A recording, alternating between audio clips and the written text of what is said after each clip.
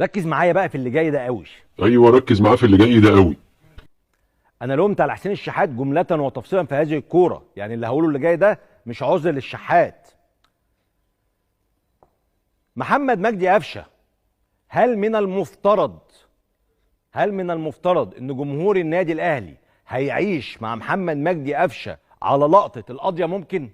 لا يا باشا، مش المفترض انك تعيش على قضيه ممكن، المفترض ان انت تعلقه من قفاه عشان حسين الشحات امن وما رضيش يبصيله الكوره لا هو ولا الطاهر محمد طاهر.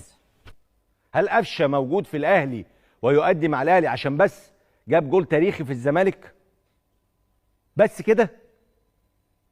قفشه لا كيروش اقتنع بيه، لا مارسيل كولر اقتنع بيه، حتى موسيماني في بعض الاوقات ما كانش بيلعب. هو ايه المشكله؟ هو عمل ايه الراجل؟ يعني الراجل عمل ايه؟ مش فاهمين احنا. يعني واحد واخد الكوره من اول الملعب لاخر الملعب مش عايز يباصي للناس اللي معاه، هتشيلوها للراجل الغلبان يعني؟ وعشان ولا التاني كاسر عينكم ولا هو في ايه يا جدعان؟ هو في الدنيا تتقلب حالها يا عم. على فكره انت بتقول كلام غلط. يعني هو عموما في الاخر هو اتحرك صح وعمل الصح. التاني اللي انن كان ممكن يشوط، كان ممكن يباصي لواحد واثنين. ايه اوفر لاب ومش اوفر؟ احنا مش بنلعب في الكامب نو يا عم الحاج. انت مش حاسس ان في مشكله تكتيكيه مش مهاريه؟ مش مهاريه، انت ما عندك مهاره وبتباصي كويس وبتشوط كويس، بس ده المدرب ما يشتريهوش.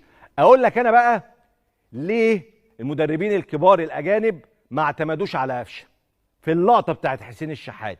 في اللقطه بتاعت حسين الشحات، ايوه في اللقطه بتاعت حسين الشحات. هات لي اللقطه وهوريك ليه قفشه عنده مشكله هو ما بيحلهاش. بص يا سيدي، قفشه حسين الشحات اهو، قفشه اللي راجع معاه ميسي اهو، وفي اتنين لعيبه اهلي جنب قفشه، يعني في ثلاثه هنا، في اوفرلود هنا. ليه؟ ماشي، كمل الصوره اللي بعدها. حسين الشحات بدأ يضم ألف ب كوره، ما بتتفرجش على مبابيه، ما بتتفرجش على اي لاعب في العالم، بلاش في العالم، في مصر لعيبه كبيره. اوفرلاب جنب حسين الشحات على يمين حسين الشحات، خد عكس اتجاه حسين الشحات. انت عارف لو قفشه برضه هيقول لك اوفر لاب وجنب حسين. يا عمي يا عمي انت بتقول حسين الشحات وقفشه، يا عم انت مش بتتكلم في ميسي ورونالدينيو. سيبك من الكلام اللي الحاجات بتحصل في الدوري المصري دي. حتى لو عمل اوفر لاب هو ما بقاش فاهم ان ده اوفر لاب، هو بتحصل منه بتطلع منه كده. هو لو فاهم ان ده اوفر لاب ممكن ما يفتكروا دواء من الصيدليه. يعني انت فاكر ايه اوفر لاب بالنسبه للاعب المصري؟ ممكن ايه ده يعني ايه؟ فانت بتقول ايه يا عم؟